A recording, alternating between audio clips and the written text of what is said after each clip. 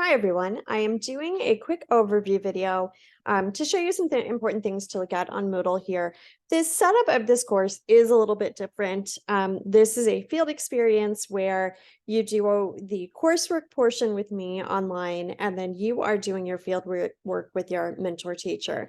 So for this one, no one from MVNU will be coming out to see you in person. So we will use your MT, your mentor teacher's evaluations and their guidance, and then you'll work through some of the assignments with me. So what's important to note here is that as you look at Moodle here, you see that we have some resources. You will need to track your attendance and your hours when you go to your field. There's some information here for you to provide to your mentor teacher. This is the mentor teacher final evaluation. That sheet will be given to your MT. They will complete it, and then you will take pictures or scan it to submit. And then this is a list of some expectations for you in this field. So what we're doing is a weekly discussion forum. So for each week, we have a prompt that is based on the behavior project, and the things that you'll be doing for this course. So yes, you do have something to do each week, your weekly discussion forum. As you may have noticed in a prior email from me, sometimes these cohorts, these sections are very small. So if there are only 2 of you, or sometimes even 3, we don't require replies to peers for those. However, I will reply to everyone who has submitted on time. So as long as you've submitted by Wednesday night at 11:59 p.m., I will reply to you. If something happens and you need to reply beyond Wednesday, beyond the original due date, please let me know that that'll happen, and let me know to look for it if you would like some feedback on that. I would also highly encourage you to read all of the posts of all of your other peers in the course. Even if we've got several and you do have replies to peers on there so that we can get some good discussion and things happening, I think it's really valuable in this class to see the feedback that I'm giving to everyone as well, because you may come upon that situation yourself in the future. Okay, so each week you'll just go through there and do that. The other thing that we have for this is your behavior management project. So this is your submission link. This is due at the very end. I've provided some documents here. There's a project overview. There's a template for it. Please make sure you follow the template when you submit the final process. And then there is a rubric for grading. In week 2 of the course, I will send you some links to some videos that I've created to walk through the entire process from initial ETR evaluation team report to diagnose, to put a kid on an IEP, and then how that turns into your IEP, and also how the behavioral aspects of an IEP will work. So be looking for that in the future. There are 4 major assignments for this project. So this will be self-paced. There are no hard and fast due dates, except that they all must be due by the end of the course. So you'll have weekly emails from me, and you'll see some suggested due dates. So those are things to kind of keep you on track and give you enough time for that. I know some of you may be working full time, and so you're doing this kind of all at once in a 2-week span so that you can get everything done. So I will work with you individually on that one. But just note that each section of this corresponds to one of the sections of the FBA process and developing interventions. And so you're reporting out to peers. And again, with these, I would love for you to read everyone's.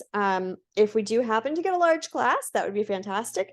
But if we do, just please read through everybody, see what they're posting, and see what feedback I'm giving. I think that's really valuable to you. And then you will be submitting your final behavior management project. So it's been called Chalk and Wire and Anthology, and we have been in the process of moving to something called SL&L. We will give you updates as to what that is and how that works as we proceed. The other thing you need to do at the very end is submit that attendance sheet and your mentor teacher final evaluation here. Okay, so I'm going to go ahead and go back into the behavior management project, and I'm going to look at the template with you. So my night vision is turned on, so I'm sorry, it's up black, that's why. The first thing you're going to do for the student profile is describe the student's behavior and some characteristics in terms of typical and atypical development. So what would we expect from a typical child at that age? And then what is your target student doing that is either on pace or not on pace? In part B, discuss some things about primary language, culture, and family background that interact with the student's exceptional learning needs. These things, you would probably get this information from your mentor teacher. Early is better. So these things definitely, they impact the intervention. Sometimes students don't go back and fill this in until the end of the course. And then there's a lot of things that like, I think, oh, wow, if we had known that in the beginning, we might have structured this differently. So really focus on getting this information, getting this in there and really posting that so we can look through that together. What we will do as you go through this is you will do your discussion board posts and each week, and I will give you feedback on that in terms of how to proceed and where we are and what we're doing. At any point, if you are confused, if you're not sure, please email me and say, can we do a quick phone call? A 5 or 10 minute conversation on the phone can clarify a lot of things, can help ease your anxiety, can help you understand, and can help me to work through the process with you. So a lot of times you can email me and say, this is what's happening. I can email back and forth, I can ask questions, and we may have to go back and forth over several days to get to a conclusion that we could reach in 5 or 10 minutes of just talking. Another thing when we talk on the phone, I've noticed is that there are additional questions that I think to ask based on what you're saying. So it's just really valuable for us to have that interactive conversation. Part C is identifying the target behavior. So why is this particular behavior something you're going to intervene upon? It's typically something that's disruptive or prevents the student from learning. In section 2, the assessment information if an FBA has been conducted. So if someone in the district has already done it and it's already finished and accessible, if they will allow you to use that, you can go ahead and summarize that information there and you don't have to reinvent the wheel. If an FBA has not been done, then you would just need to go through some of the process yourself. So for instance, in section B, what would your hypothesis about the target behavior be? And there's a lot about behavioral functions, so we really need to look at what's causing this behavior to happen in order to build the correct intervention. So if nothing exists in an FBA, then your section B will be a little bit longer because you'll have to do kind of that groundwork and come up with how did I come up with this as a behavior? Why is it disruptive? Why is it happening? In section 3, the actual behavior intervention plan, your operational definition must be observable and measurable. So it has to be something that somebody else could see and recognize just based on your description. Measurable, I have to be able to count it or time it or something to that effect. So I could say that Susie taps her pencil on her desk 25 times in a 40-minute class period. I can say that Honey, my cat, screams at the top of her little kitty lungs for 25 seconds straight every time the neighbor's cat comes on the porch, which is happening right now. So if you hear any kitties in the background, that's all that's happening. So those are some examples of operational definitions. Part B, give an evidence-based rationale for selection of the intervention based on the FBA. Remember, when we do evidence-based in college at all, especially in graduate school, and definitely when we're in the classroom working with students, that evidence needs to come from either textbooks or peer-reviewed journal articles. I really prefer the peer-reviewed journal articles because you can find the most recent things and the most up-to-date things and narrow it down by the population of students that you're working with more. And then you're describing the intervention to be used. So what is your intervention? And with that, what is a positive intervention? What reinforcement are we using? your reinforcement schedule. So your intervention schedule, how long am I doing this? How often am I reinforcing? Every time a correct answer is given, every other answer, those types of things. And if the desired behavior is a chained task, provide a chart. So if there's something that would require task analysis, hand washing, or any type of step-by-step process where they have to follow each step in order, make sure that you give a chart of that.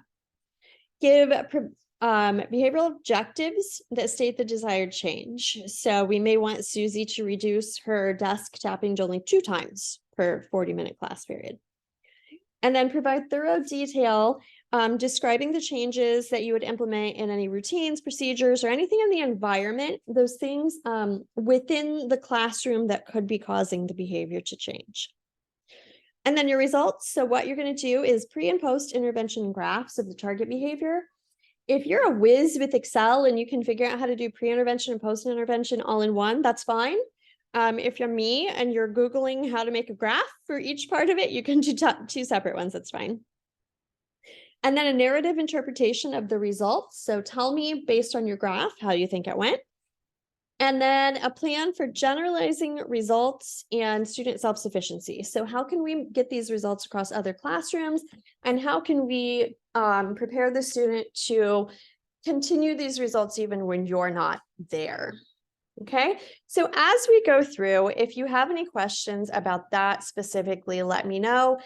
You are all working it through this process at your own pace. So this is going to be something that's very, very individualized in terms of information and when I get it to you and when you ask for help.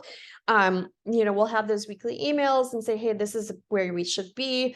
And then those weekly discussion boards are kind of guiding us to each portion of this. But as you are working through this, you can definitely fill out the template as you go so that it's not so much all at the end. And please, please, please just ask questions, email me, ask for, phone calls. We can do Zoom if you'd rather do face-to-face, but please just be in contact with me. Ask lots of questions, and I hope we have a great course.